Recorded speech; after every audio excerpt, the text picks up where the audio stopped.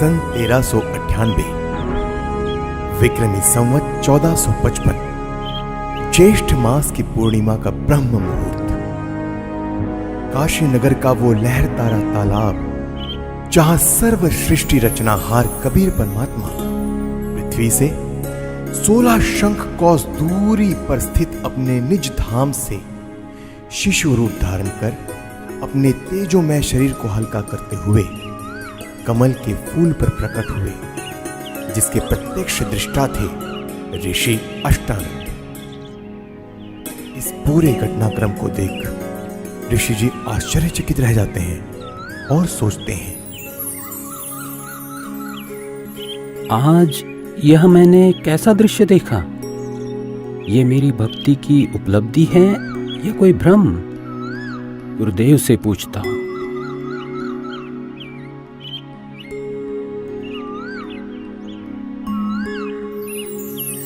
ऋषि अष्टानंद जी के गुरुदेव थे स्वामी रामानंद जी, जो कि विष्णु जी के उपासक थे और वैष्णव धर्म का प्रचार किया करते थे, जिसके लिए उन्होंने 1400 ऋषि शिष्य प्रचारक रूप में भी बना रखे थे।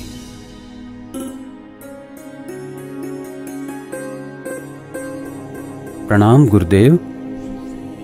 प्रणाम। क्या बात है अष्टानंद, कुछ दुविधा में लग रहे हो? हे गुरुदेव, आपकी आज्ञा हो तो मैं अपनी एक शंका का समाधान चाहता हूँ। कहो, क्या बात है?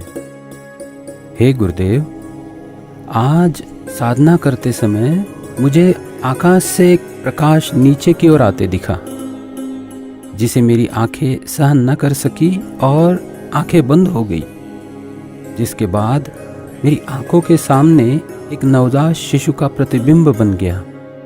पुनः आंखें खोली तो वह प्रकाश तालाब के एक कोने में सिमटता हुआ दिखाई दिया। हे गुरुदेव, कृपया मेरी शंका का निवारण कीजिए। यह मेरी भक्ति की कोई उपलब्धि है या कोई दृष्टि दोष? हे ऋषि जी, यह न तो भक्ति की उपलब्धि है और न आपका दृष्टि दोष। इस प्रकार की घटनाएं उस समय होती है जब ऊपर के लोकों से कोई देव पुरुष पृथ्वी पर अवतार धारण करने के लिए आते हैं और किसी स्त्री के गर्भ में निवास कर फिर बालक रूप धारण करके लीला करते हुए अपना अपेक्षित कार्य पूरा कर जाते हैं। अष्टानंद, कोई देव पुरुष ऊपर के लोकों से आया है। अब वह काशी नगर में किसी के घर जन्म लेकर अपना प्रारब्ध पूरा करेगा। स्वामी रामानंद जी ने अपने ज्ञान आधार से शिष्य अष्टानंद जी की शंका का समाधान किया। स्वामी जी का मानना था कि अवतार मां के गर्भ से ही जन्म लेते हैं, लेकिन स्वामी जी को यह ज्ञान नहीं था कि यहां कोई अवतार गण नहीं, बल्कि स्वयं पूर्ण परमात्मा अवतरित हुए हैं, जो किसी माता के गर्भ से जन्म नहीं लेते। वहीं दूसरी ओर काशी में ही नीरू नीमा नाम के एक मुसलमान जुलाहा दंपति भी रहा करते थे। वैसे तो इसी जन्म में वह ब्राह्मण और ब्राह्मणी थी। नीरू का नाम गौरी शंकर और नीमा का नाम सरस्वती था। उनकी कोई संतान भी नहीं थी। वह भगवान शिव की भक्ति करते थे और शिव पुराण की निस्वार्थ कथा किया करते थे।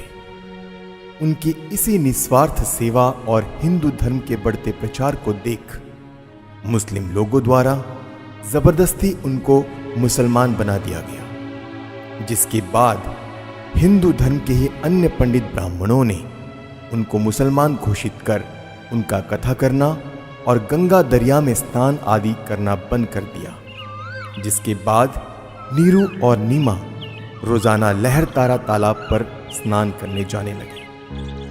भले ही उनको मुसलमान बना दिया गया था, परंतु अब भी भगवान शंकर के प्रति उनकी अटूट श्रद्धा थी। प्रतिदिन की तरह ब्रह्म मुहूर्त में आज भी नीरू और नीमा लहरतारा तालाब पर स्नान करने जा रहे थे। संतान ना होने के कारण नीमा अपने भगवान शिव शंकर जी से रोते रोते हृदय से प्रार्थना करते हुए जा रही थी। हे भगवान शंकर, आपके दरबार में लालों की कमी है। एक लाल मुझे भी देते तो मेरा इस संसार में हिस्सा हो जाता। नीमा, हमारे भाग्य में संतान नहीं है। अगर होती तो भगवान पहले ही दे देते। आप रो मत। ऐसे रो रो कर अपनी आंखें खराब और कर लोगी। हमारा कोई उंगली पकड़ने वाला भी नहीं है इस दुनिया में। इसी प्रकार आपस में चर्चा करते करते नीरू और नीमा लहर तारा तालाब पर पहुंच जाते हैं, जहां पहले से ही कमल के फूल पर परमात्मा प्रकट हो चुके होते हैं। प्रथम नीमा स्नान करके तालाब से बाहर आती है, फिर बाद में नीरू स्नान करने के लिए तालाब में प्रवेश करता है। जब नीरू स्नान कर रहा होता है तब नीमा पहले वाले वस्त्र धोने के लिए पुनः किनारे पर आती है और उसे सामने कमल के फूल पर कुछ हिलता नजर आता है। इसे देख नीमा सोचती है कि कोई सर्प फन हिला रहा है।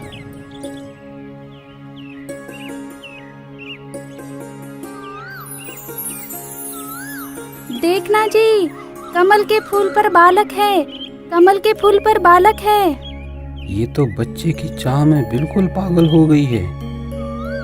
अब तो इसको जल के अंदर भी बच्चे दिखाई देने लग गए हैं। ये शंकर भगवान, इसको सद्बुद्धि दो दाता। देखना जी, कमल के फूल पर बालक है। बस कर नीमा, अब तुझे यहाँ जल में भी बच्चे दिखाई दे रहे हैं। जल में कहाँ से बालक आएगा? हे भगवान! देखना जी, वो बच्चा डूबेगा जल में।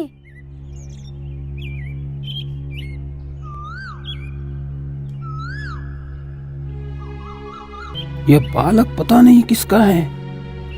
अब इसको हम घर लेकर जाएंगे तो नगर के लोग पूछेंगे कि किसका बालक चुरा कर लाए हो।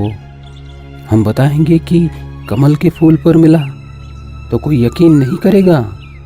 इस बालक को भी छीन लेंगे और पिटाई करके नगर से भी निकाल देंगे।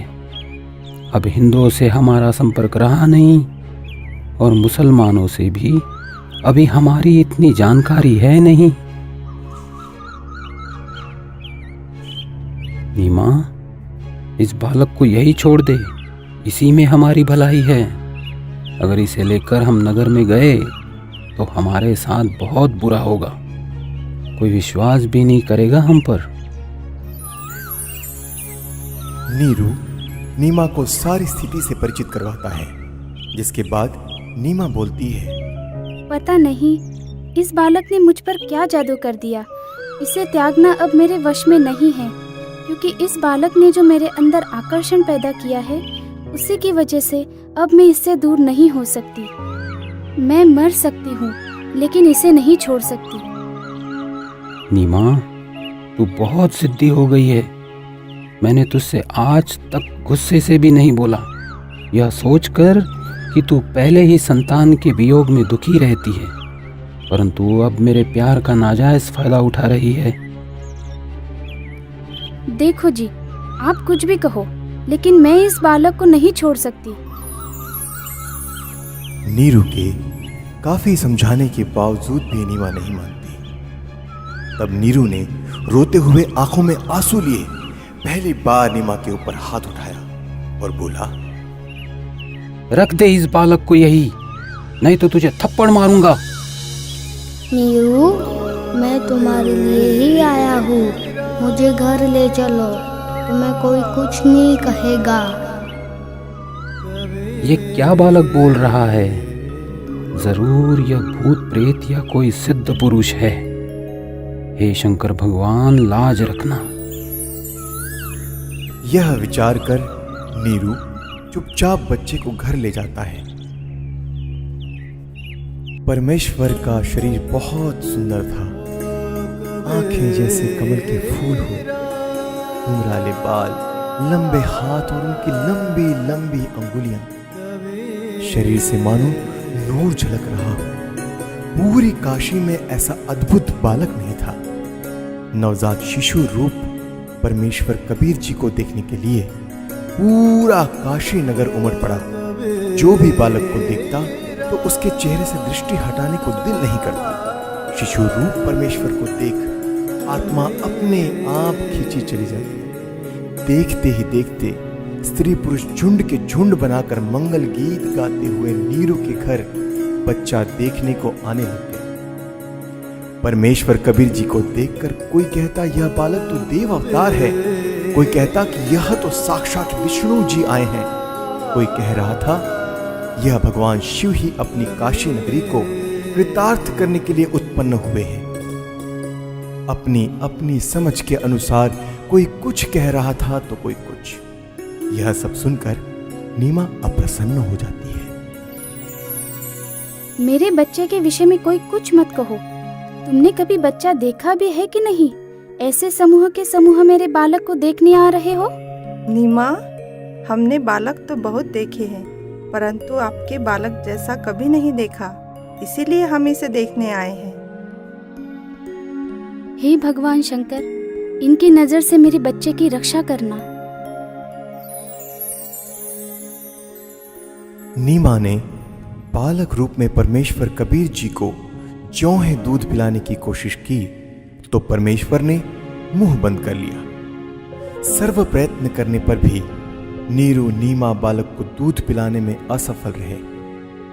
25 दिन बीत गए परंतु बालक ने कुछ नहीं खाया पिया। माता पिता चिंतित हो गए कि बच्चे को किसी की नजर लग गई है। लेकिन भले ही 25 दिन हो गए फिर भी बालक रूप में परमेश्वर का शरीर पूर्ण रूप से स्वस्थ था। परंतु नीमा को डर था कि बिना कुछ खाए पिए यह बालक जीवित कैसे रहेगा, इसकी कभी भी मृत्यु हो सकती है। यह सोचकर एक दिन नीमा फूट फूट कर रो रही थी और व्याकुल होकर भगवान शंकर से रह रह कर प्रार्थना कर रही थी कि हे शंकर भगवान, या तो ये बालक देना ही नहीं था, जैसे तैसे रो धो कर मैं अपना जीवन व्यतीत कर लेती, और अब दिया है तो ये मुझसे छीनो मत। इसके बिना मैं नहीं रह सकती। ये बालक मरेगा तो इसके साथ मैं भी मरूंगी। तब परमात्मा जो अजर अमर अविनाशी हैं भगवान शिव को प्रेरणा करके बुलाते हैं, क्योंकि उन्हें पता था कि मैं तो मारूंगा नहीं पर मेरी चिंता में जरूर मर जाएगी। क्यों रो रही हो बेटी? क्या परेशानी है आपकी? हे महात्मा जी, हम निसंतान थे।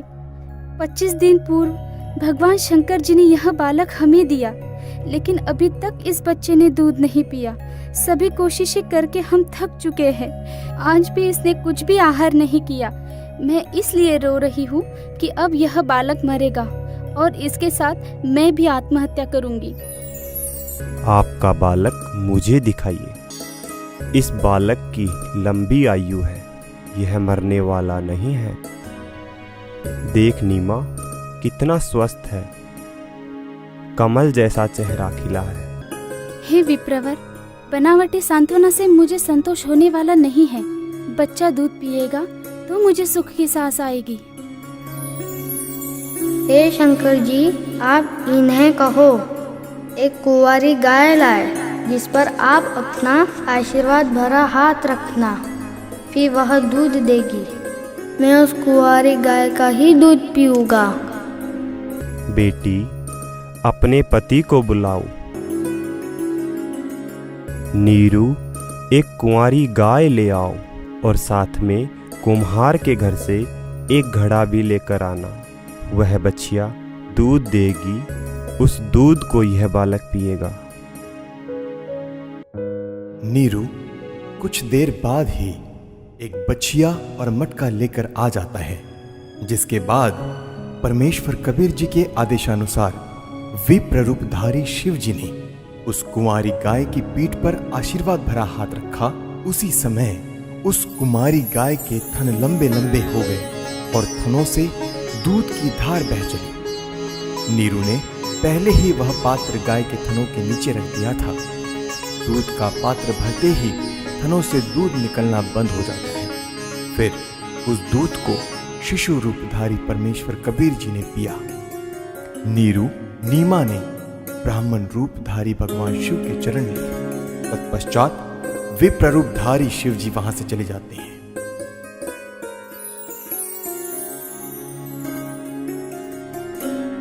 नीरू नीमा पहले हिंदू ब्राह्मणी थे, तो लालचवश ब्राह्मण लोग बालक रूप परमेश्वर का नाम रखने नीरू के घर आते हैं। लेकिन मुसलमानों का दबदबा होने के कारण उनसे हिंदू समाज दबता था। काजियों ने कहा कि अब यह मुसलमान हो चुके हैं, लड़के का नामकरण हम मुसलमान विधि से ही करेंगे। इतना कहकर नामकरण के उद्देश्य से काजी कुरान शरीफ को खोलता है, जिसमें प्रथम पृष्ठ की प्रथम पंक्ति का प्रथम अक्षर कबीर लिखा मिलता है। काजियों ने सोचा कि कबीर नाम का अर्थ बड़ा होता है, तो एक छोटी जाति के बालक का नाम कबीर रखना उचित नहीं रहेगा। यह सोचकर काजी द्वारा पुनः पवित्र कुरान शरीफ को खोला गया, तो दोनों पृष्ठ पर कबीर कबीर अक्षर लिखे मिले। इसके बाद काजी ने पूरी कुरान शरीफ का निरीक्षण किया, तो पूरी कुरान शरीफ में कबीर कबीर कबीर अक्षर लिखा था, अन्य लेख नहीं रहा। यह कोई साधारण बालक नहीं है, इस बालक ने कोई जादू जंतर करके हमारी कुरान शरीफ को ही बदल डाला। हे काशी के काजियों, मैं कबीर अल्लाहू अकबर हूँ। कल युग में मेरा नाम कबीर ही रहेगा।